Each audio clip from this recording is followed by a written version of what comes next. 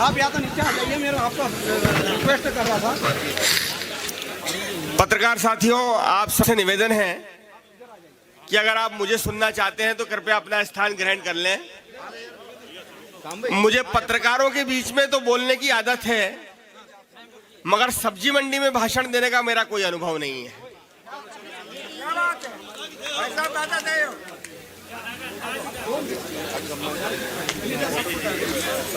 श्याम जी, कृपया मंच को थोड़ा व्यवस्थित कर दें, मैं बहुत छोटा बोलने वाला हूं।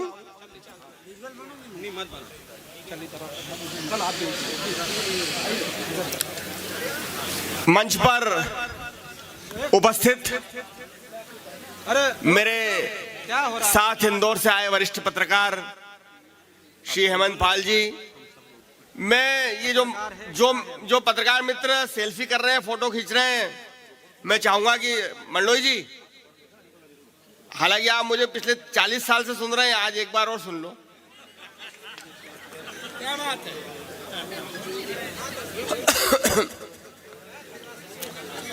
देखिए, सबसे ज्यादा क्रेज पारुल जी का है। पारुल जी को यह मंच पे बिठा लो तो सब लोग व्यवस्थित हो जाएंगे।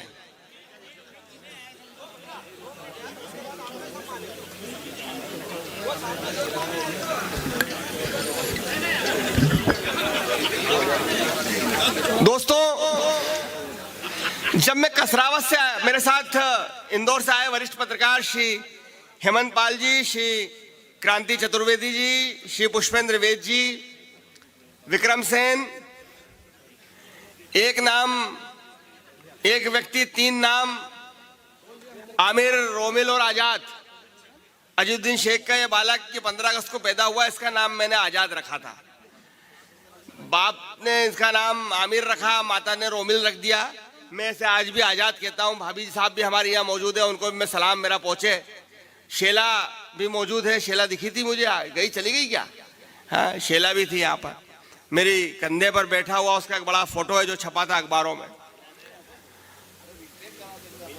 विक्रम भाई बहुत बड़ा काम कर रहे हैं, इसमें किसी को संदेह नहीं होना चाहिए। आज भारत में अगर आम आदमी सबसे ज्यादा किसी चीज से परेशान है तो महंगी शिक्षा और महंगा स्वास्थ्य से परेशान है। विक्रम सेन अपने पत्रकारिता संगठन के माध्यम से शिक्षा की व्यवस्था भी कर रहे हैं पत्रकारों के बच्चों के लिए, और पत्रकारों के परिवार के लिए स्वास्थ्य की भी व्यवस्था कर रहे हैं। जब हम इंदौर से आ रहे थे तो कसरावत से ही ये तमाम फोटो दिखने शुरू हो गए थे, आमिर के, श्याम के, विक्रम के, और इनके साथ एक सुंदर सा फोटो भी था। तो मुझे लगा इन्होंने बंबई से कोई नवोदित तारिका तो नहीं बुला ली है बॉलीवुड से। बाद में आके मालूम पड़ा कि वो तो हमारी ही बिरादरी की है, पत्रकार हैं, अनादि टीवी चैनल की। दोस्तों, क्या आपके एमएस ऑफिस सॉफ्टवेयर के अंदर ये वाला ऑप्शन है? ध्यान से देखो, इसे कहते हैं को पायलट। मैं गारंटी के साथ बोल रहा हूं कि आपके पास नहीं होगा। ये आपके पास कब आएगा? 5 साल बाद। अच्छा, आप लोगों में भी उनके साथ फोटो खिंचाने की जो होड़ मची हुई है, आपका ये बावलापन। विक्रम, अगली बार सच में एक बॉलीवुड तारिका को बुला लेना है। ये लोग और डबल टिबल संख्या में आ जाएंगे। ये जो अपनी ये हरकतें हैं ना, इन्हीं वजह से पत्रकार बिरादरी बदनाम है। पत्रकार हो यार, तुम हीरो हीरोइन बनाते हो, तुम खुद हीरो हो। तुम गरीब की आवाज उठाते हो, मजलूम की आवाज उठाते हो, तुम खुद हीरो हो। ये क्या छिछोरापन लगा रखा है?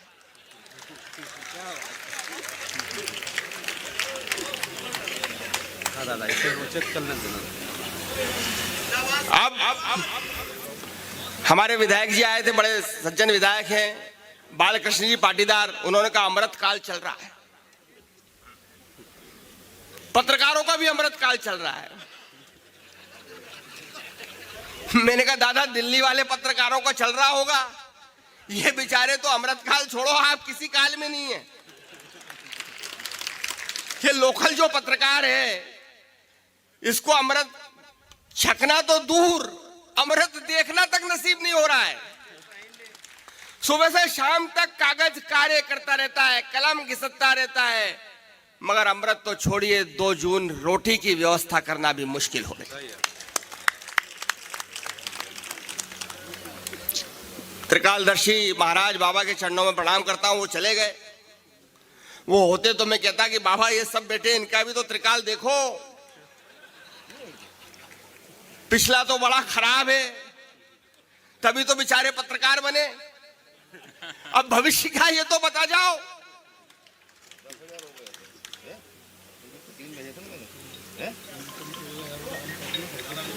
लेकिन एक बात मैं बता देना चाहता हूं कि पत्रकार अपनी कलम से अपना भूत, अपना वर्तमान, अपना भविष्य बना सकता है, बिगाड़ सकता है। और अपना भविष्य बना पाए या ना बना पाए, किसी का दूसरे का भविष्य तो बिगाड़ ही सकता है। जिसके खिलाफ लिख दिया उसका मटिया मेट होना तय है। हमारा भविष्य क्या होगा, हमारा काल क्या होगा, हमको नहीं पता, मगर तू काल का ग्रास बन जाएगा, ये पक्की बात है। इस मंच से मैं घोषणा करता।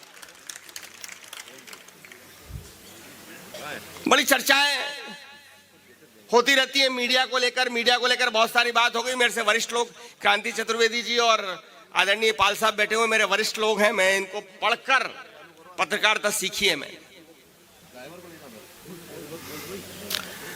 अब लोग कहते हैं कि साहब ये जो आजकल की जो मीडिया है, ये गोदी मीडिया है,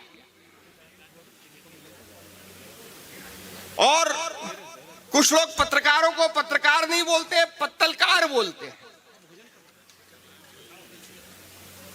जैसे ही मैंने कहा पत्तलकार है तो बोले भोजन की व्यवस्था करते हैं, विक्रम बोल रहा है।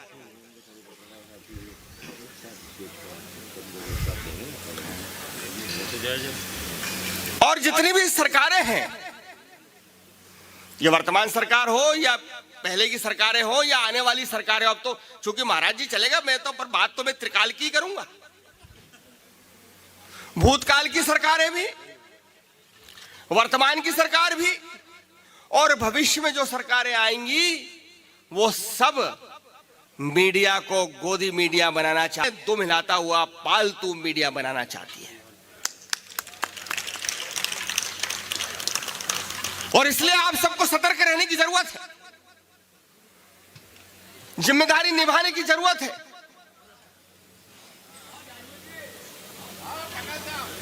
उन्नीस 1947 में देश आजाद हुआ, और उसके बाद बिर्स अखबार के एक संपादक ने पंडित जवाहरलाल नेहरू की विदेश नीति पर एक लेख लिख दिया।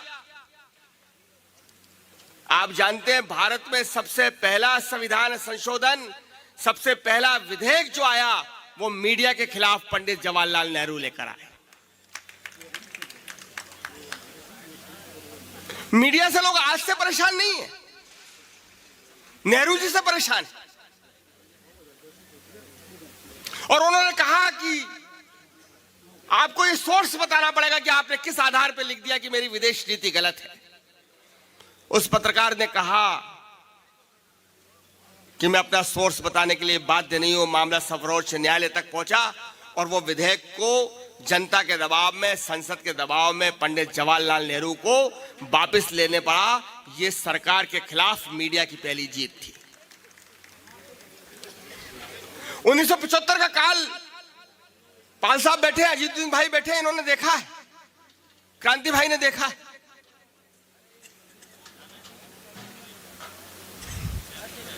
और उसके बाद आज का काल है। राष्ट्रीय मीडिया के तो ये आलम है कि एक कुख्यात गैंगस्टर अतीक अहमद अगर सूसू भी करता है तो उसकी खबर ब्रेकिंग में चलती कि अतीक अहमद सूसू कर रहे हैं। ये चला, हमने देखा। ये इस तरह क्या मीडिया सत्ता के हुक्मरान चाहते हैं। और मैं हमेशा से कहता हूं, हर मंच से कहता हूं, आज भी कहना चाहूंगा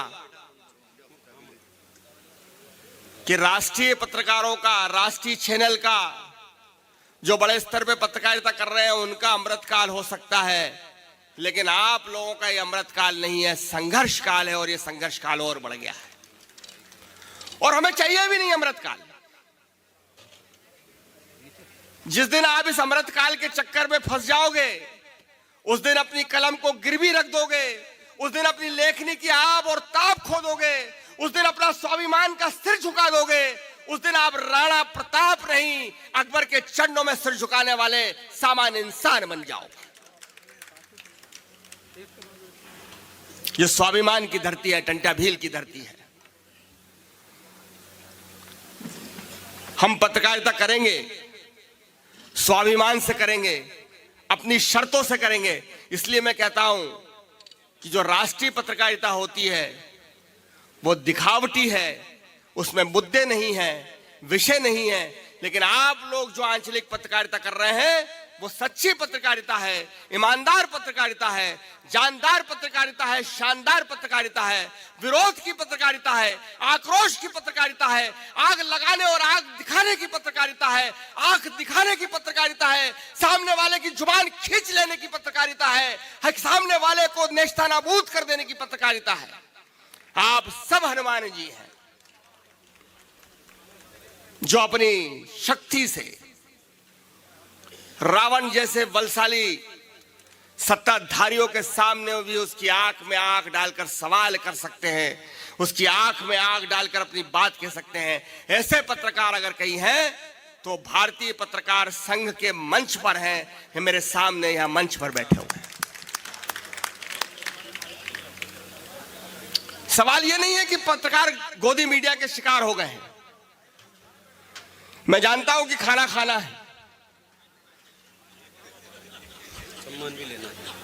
लेकिन मनुष्य सिर्फ खाना खाने के लिए पैदा नहीं होता है।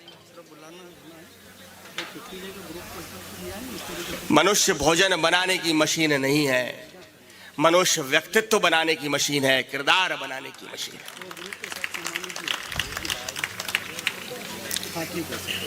लोग सवाल करते हैं कि ये मीडिया गोदी मीडिया क्यों हो गई है, इसके लिए जिम्मेदार कौन है?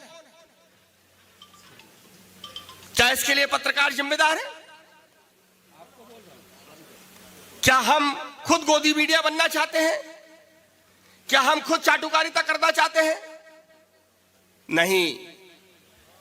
अगर इसको हमारे पत्रकारों को अगर गोदी मीडिया बनाने के लिए कोई जिम्मेदार है तो वो हमारे मालिक लोग जिम्मेदार है, मीडिया हाउस जिम्मेदार है, जो हमसे कहता है कि विज्ञापन लाओ। दोस्तों, माइक्रोसॉफ्ट एक्सेल को अगर आप एडवांस लेवल पे सीख जाते हो तो आप वर्क फ्रॉम होम के लिए भी रेडी हो जाते हो। इंडिया के पाल साहब, आपको याद होगा महाराष्ट्र में यार अंतुले मुख्यमंत्री होते थे, बहुत पावरफुल। शरद पवार तो उनके बाद की चीज है। इंदिरा गांधी के बहुत ही खास थे वो। एक बार एक पार्टी में उन्होंने इंडियन एक्सप्रेस के मालिक रामनाथ गोयनकिया से कहा कि आपका एडिटर बहुत अच्छा व्यक्ति है, बहुत अच्छा काम करता है, मैं उसे जानता हूं, मुझसे मिलता रहता है, he is a wonderful person. Indian express के मालिक से उन्होंने उसके संपादक की प्रशंसा की। दूसरा कोई मालिक होता तो खुश हो जाता कि मुख्यमंत्री मेरे पत्रकार की प्रशंसा कर रहा है, मेरे संपादक की प्रशंसा कर रहा है। आज का कोई मालिक होता और अगर उसको कह दिया जाता कि वाह साहब, तो वो तो पत्रकार को तुरंत बुला के और 4 काम बता देता कि कल मुख्यमंत्री के पास जाना, ये 4 काम करा लेना, मुझे मालूम पड़ा तुम्हारे बड़े अच्छे संबंध है, वो तुम्हारी तारीफ कर रहे थे। लेकिन रामनाथ गोयनका इंडियन एक्सप्रेस की बिल्डिंग में आए हेमंत भैया, और आते ही उन्होंने पहला काम जो किया, उन्होंने संपादक को बुलाकर कहा कि आप अपना इस्तीफा लिख दीजिए। जिस संपादक की तारीफ उसका मुख्यमंत्री करता हो, मुझे ऐसा संपादक नहीं चाहिए। मुझे ऐसा संपादक चाहिए जिसकी बुराई मुख्यमंत्री करे कि साहब ये बहुत बेकार आदमी है, दिन भर परेशान करता रहता है, जब देखो जब उंगली करता रहता है। ऐसा संपादक नहीं चाहिए जो मुख्यमंत्री की तारीफ करे। और जब तुम्हारे मुख्यमंत्री से इतने संबंध है तो तुम मुख्यमंत्री के खिलाफ कब लिखोगे, कैसे लिखोगे? वो पत्रकारिता का दौर था। तो गोदी मीडिया पत्रकार नहीं बनता है। जब हमसे कहा जाता है कि ये 4 फाइल लेकर जाइए, मंत्री से करा लाइए, तो फिर पत्रकार सोचता है कि जब मुझे अपना स्वाभिमानी सिर सामंतवादी अकबर के चरणों में झुकाना ही है तो 5वीं फाइल में अपनी रख लेता हूं। और यहीं से, माफ करना भाई साहब, दलाली शुरू होती है।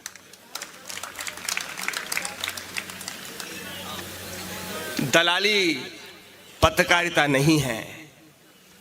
हमारे कुछ मित्रों ने लाइजनिंग को, दलाली को पत्रकारिता समझ लिया है। मैं उनसे कहना चाहता हूं कि पत्रकारिता और दलाली में, पत्रकारिता और लाइजनिंग में बहुत बारीक सा अंतर होता है। इस अंतर को समझना होगा। और ये पत्रकारिता जीवित रखने का काम कोई टाइम्स ऑफ इंडिया के लोग, हिंदू के लोग, बड़े बड़े अखबारों के लोग, बड़ी बड़ी चैनलों के लोग नहीं करने वाले हैं। इस पत्रकारिता को जिंदा रखने का काम आंचलिक पत्रकार करने वाले हैं। खट्टाली का आदमी करेगा, जोवट का आदमी करेगा, कुक्षी का आदमी करेगा, सुसारी का आदमी करेगा, पेटलावत का पत्रकार करेगा, जो छोटी छोटी मुकाबले पे लड़ेगा, जो दम लगाकर सामने खड़ा होकर विरोध करेगा, जो जानता है कि मैं किसी नेता का, किसी बड़े अधिकारी का जब खिलाफत करूंगा तो मेरे ऊपर हमला हो सकता है, उसके बाद भी सच में 56 इंच का सीधा रखकर वो खबर लिखेगा। वो पत्रकार पत्रकारिता को जिंदा रखेगा। बहुत बहुत धन्यवाद। Thank you very much. कौन है?